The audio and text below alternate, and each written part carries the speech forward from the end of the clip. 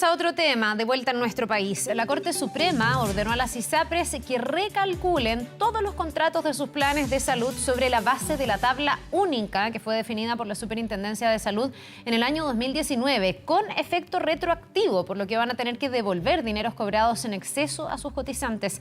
Queremos saber los alcances, lo que va a ocurrir, cómo va a operar esto. Estamos para esto junto al ex Superintendente de Salud, Patricio Fernández. Muchísimas gracias por estar con nosotros y bienvenido.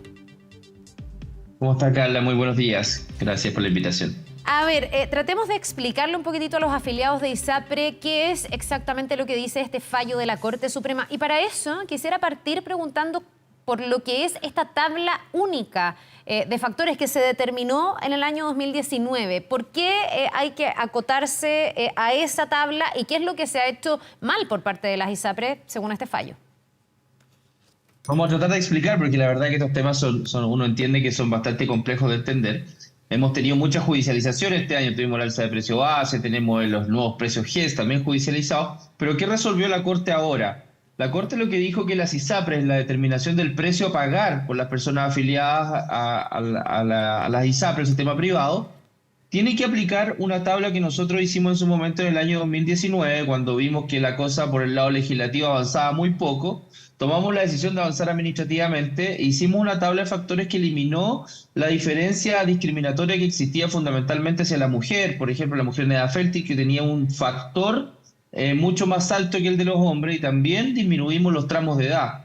Las tablas anteriores a diciembre del 2019 que se aplican a los planes de salud tienen 14 tramos de edad que van de los 0 a los 85 años de edad y distinguían entre hombre y mujer. Esto nosotros los disminuimos a 7 en ese momento y equiparamos los factores entre hombre y mujer. La Corte Suprema dijo en este fallo que esa tabla dictada por la Superintendencia reúne los requisitos de equidad, termina con situaciones de discriminación, por tanto la valida y le dice a las ISAPRES: ustedes tienen que aplicar esta tabla a la totalidad de los planes que tengan a su cargo, y si producto de ese recálculo existe alguna diferencia de dinero a favor de las personas, la Superintendencia dentro del plazo de 6 meses debe dar las instrucciones para que esos dineros se reintegren a las personas como excedente. Patricio. En ese momento... ¿Sí? Espéreme, Dígame. que ya le voy a preguntar cómo va a operar esto, qué significa para las ISAPRES, que además dicen que esto podría ser catastrófico, pero le quiero pedir que nos espere unos segundos porque tenemos información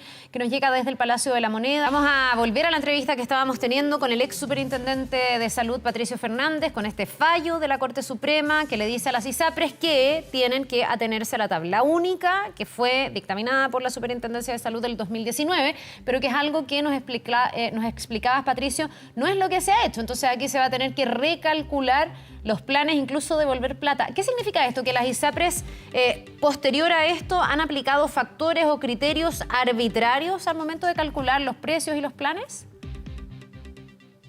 Lo que pasa es que en el año 2019, cuando nosotros sacamos esa tabla, las regulaciones de la Superintendencia tienen una limitante legal que señala que solamente pueden regir para el futuro y no pueden tener nunca efecto retroactivo.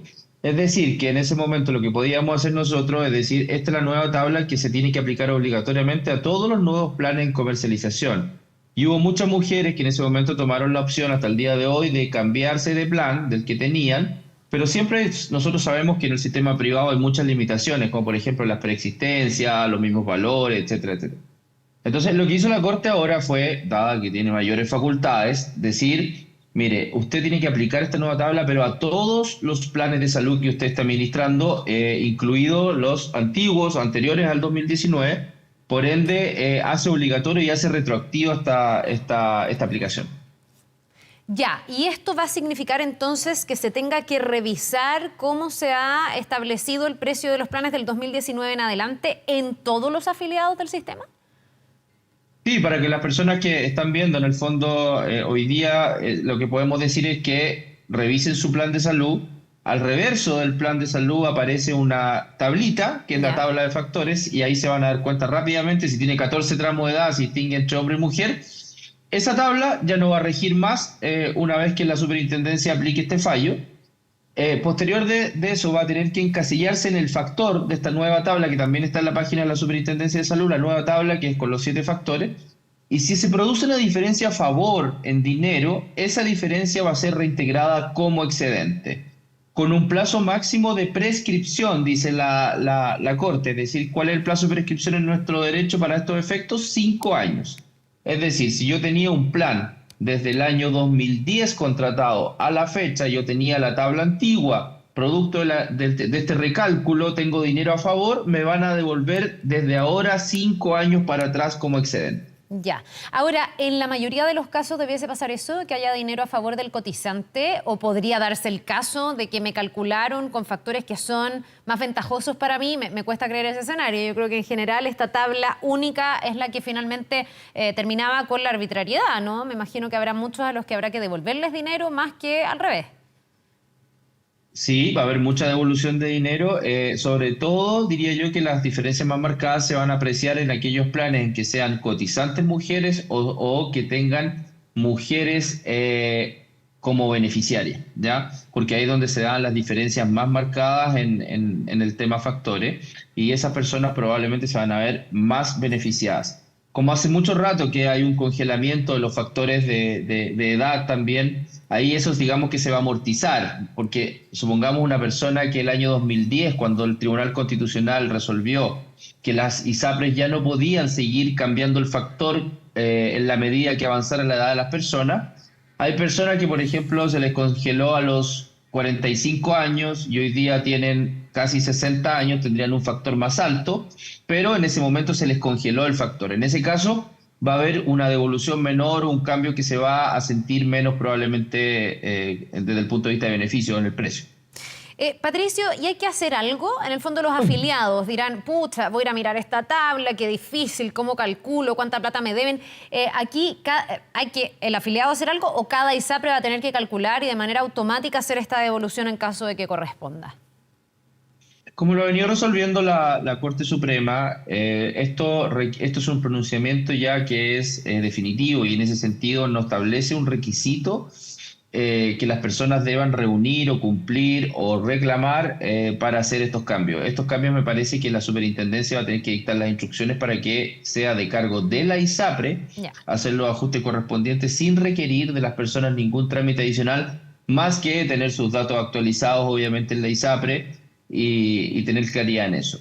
La otra recomendación que yo podría dar a las personas es que si estaban pensando en cambiarse de plan, le den una vuelta a eso. Yo entiendo a veces que uno a veces toma opciones por planes más baratos, pero el cambiarse de ISAPRE eventualmente pueda entorpecer algún tipo de devolución que podría operar ese efecto. Así que para que también lo tengan en consideración. Y un último punto que también es relevante tener presente es lo que ocurrió con los menores de 2 años y los neonatos. Ese otro punto que resuelve la Corte Suprema y que dice que hasta los 2 años de edad, las cargas menores de 2 años no podrán ser objeto de un alza en el plan de salud del cotizante. Es decir, esa persona va a ser incorporada como carga, va a poder hacer uso de todas las prestaciones, pero las ISAPRES no van a poder cobrar por esa incorporación, sino hasta cumplidos los 2 años de edad.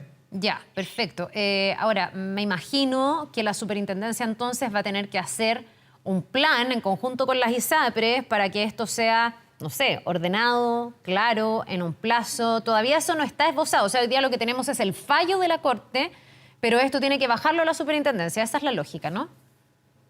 Así es, sí. Al igual que le pasó con el alza de precio base, la Corte lo que está haciendo es tratar de zanjar todos estos temas de judicialización con los cientos de miles de recursos e ir solucionando cada uno de los temas que han sido judicializados. Ahora, y como lo hizo en el fallo anterior... Sí. Sí, no, termine la idea, perdón. No, como lo hizo en el fallo anterior, lo que hace es darle la instrucción a la Superintendencia de Salud para que materialice todo esto en el plazo máximo de 6 meses. Ya, no, lo que le iba a decir es que en el fondo nuevamente tenemos tribunales, justicia ordinaria, que se está haciendo cargo de temas que son propios de la salud y que vienen siendo parte de los reclamos que hace mucho tiempo tienen los afiliados de ISAPRE. Hay riesgos en esto porque, ¿qué dicen las ISAPRE? Las ISAPRE dicen esto va a ser catastrófico, vamos a tener que devolver mucha plata, nosotros ya venimos en una situación de crisis, algunas incluso llegan a hablar de problemas de insolvencia, eventualmente algo que ha sido matizado por el superintendente actual de salud, por el director de FONASA, que también en algún momento lo matizó. Usted, que fue autoridad, que estuvo en la superintendencia, ¿cómo ve los efectos que tiene esto sobre el sistema de las ISAPRES? ¿Puede ser catastrófico, como dicen ellas? Lo que ha pasado en este último tiempo, ya de hace varios años, es que las Cortes han ido impartiendo justicia material ante la inactividad absoluta desde el punto de vista legislativo. Siempre se hablan de grandes reformas, pero poco se hace cargo de los problemas de las personas que son como este. Ahora, dicho eso, respecto a las ISAPRES, efectivamente, bueno, las ISAPRES no son iguales todas, por lo tanto, este fallo lo va a golpear de manera distinta a cada una. Por ejemplo, hay una ISAPRE que está en operación recientemente, que no, este fallo no tiene nada que ver con ellos, porque en el fondo ellos, viendo este tema, solamente cobran el precio base y no aplican un factor de riesgo. Esa es una situación. Ahora para el resto, efectivamente, lo que puede llegar a pasar, que si los montos de reembolso son muy elevados, y esto se une con lo que se resuelva en el precio GES por parte de la Corte Suprema y por parte de la Superintendencia, efectivamente puede significar una situación ya terminal para alguna ISAPRE. Pero lo que más tiene que preocupar en estos momentos al ente regulador es que lo que hay que tener claro es que las ISAPRES no mueren de un domingo a un lunes o lunes a un martes. Por lo tanto, ¿qué es lo que se empieza a resentir? Y usted y muchas personas ya lo deben ver, que es los términos de convenio con las clínicas, Claro. los cierres de sucursales, la mala atención en el sistemas de call center, los reembolsos. Hoy día las ISAPRES están extendiendo los plazos de reembolso lo más posible, las licencias médicas, etcétera. En el fondo, lo que hay que tener presente acá es que toda esta situación en ningún caso puede seguir mermando los derechos de los afiliados, porque finalmente los afiliados pagan mes a mes, se les descuenta mes a mes, porque si no, no los atienden, pero esta merma, este afán de la ISAPRE por contener costos ante este tipo de situaciones, sin duda que va afectando la atención a los usuarios. Y eso me parece que es delicado y que el ente regulador y fiscalizador tiene que estar muy encima de eso, como también tiene que estar muy encima de la situación financiera de la ISAPRES para poder prever qué es lo que va a pasar, porque si hay una caída sistemática del sistema, hoy día la Superintendencia de Salud no tiene absolutamente ninguna posibilidad de hacerse cargo de la liquidación de todas las ISAPRES. El sistema no estaba pensado para eso, la normativa no está pensada para eso, por lo tanto aquí, esta mesa de trabajo que hay entre las ISAPRES, el gobierno, me parece que es una mesa coja, porque también debería estar los prestadores, que son muy importantes en todo esto. Hay que tomar una definición respecto a qué es lo que se hace. Si nosotros insistimos en grandes cambios de sistema de salud, me parece que no van a ocurrir, me parece que va a pasar lo mismo y los bolsillos de las personas año tras año se van a seguir viendo resentidos.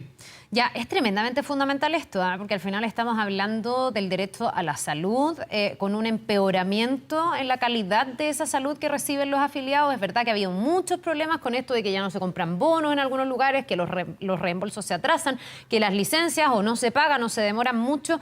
¿Cuál es una vía de solución? Porque en el fondo acaba de decir Patricio que no podemos hacer los grandes cambios. Yo me imagino que habla de la reforma a la salud, que venimos con esa pelota trancada yo no sé hace cuántos años y no resulta. Y uno diría, bueno, ahí está la solución al problema. Si esa no es la solución, ¿cuál es? ¿Cómo hacer que el sistema siga siendo viable, que ambos sistemas conversen y que finalmente los pacientes, no clientes, tengan una buena atención en materia de salud? Hoy día la creación de un sistema único de salud implica un desfinanciamiento de ambos sistemas. ¿Ya? Eso primera cosa. Es decir, si paso todo el 7% de las cotizaciones del sistema privado al público, voy a tener menos recursos per cápita que lo que tengo hoy día. Ya, pero eso es lo que propone el gobierno. En el fondo, usted se está refiriendo al proyecto del gobierno. Ya. Por lo tanto, para poder financiar eso necesito un incremento de impuestos muy importante y las personas que se quieran atender por fuera además van a tener que pagar seguros complementarios. Ya. Eso yo lo veo absolutamente inviable con la situación que tenemos hoy día desde el punto de vista económico y cómo se vislumbra en el futuro.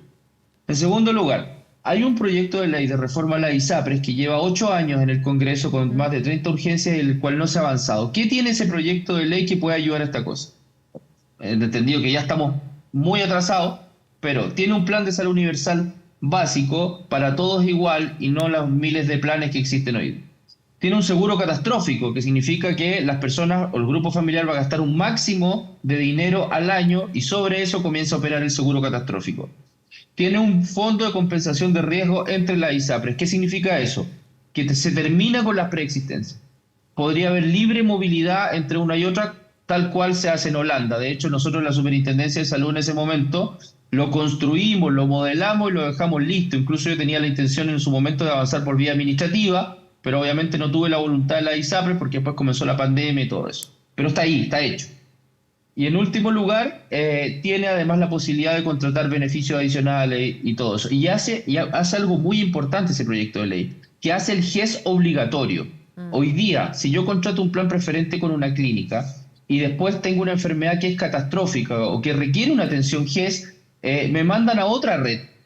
Acá el proyecto dice, si usted quiere ser parte de la red de una ISAPRES, tiene que dar prestaciones GES. Entonces, yo no veo en ese proyecto qué mal puede haber. Claro, las ISAPRES se opusieron en un primer momento porque encontraban que les cambiaba su situación. Hoy día ya les gusta más ese proyecto, pero lo cierto es que, abstrayéndose de todos los temas políticos, es una buena solución de transición para hoy, porque es imposible, porque solamente vamos a tener incrementos de costo y esos incrementos de costo van a ser traspasados siempre al bolsillo de las personas. Es incremental, no tenemos cambio en los mecanismos de pago, hemos visto estos días cómo está el tema de los precios de examen, o sea, tenemos un problema ahí que hay que abordarlo y la única manera es la vía legislativa. Ya, ahora me imagino que quienes creen en la otra fórmula que usted ve inviable, lo que ven o lo que quieren, digamos, y que también es la aspiración del gobierno, es que finalmente el bolsillo no defina dónde me atiendo, quién es mi prestador, dónde voy a recibir mi atención de salud, porque también dentro de los propios afiliados de las ISAPRES mucha gente te dice, pago un ojo de la cara, esto se me reajusta por UF, que además en tiempos de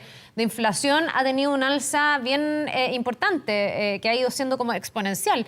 Entonces también hay mucha gente que dice, pucha, pagar todo lo que pago por tener algo que debiese, al menos, así como lo básico, estar medianamente garantizado, tampoco es lo justo o lo deseable. Pero usted dice que no le parece lo del Seguro Único de Salud, porque hay países que sí lo logran, o quiere decir que hay que hacer un esfuerzo mucho más grande desde el Estado, con muchos más recursos, no sé, a través de la reforma tributaria, por ejemplo.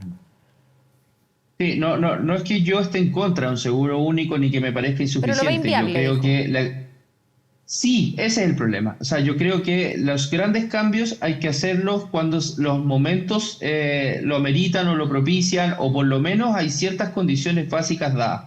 Me parece que estando post pandemia, con el nivel de listas de espera que hay en el sistema público, con el nivel de deuda que hay en los hospitales públicos, con toda esa situación, meterle mano a un sistema traspasando un número no menor de más de 3 millones de personas a un seguro único sin tener el financiamiento necesario, a mí me parece en estos momentos hasta un poco irresponsable.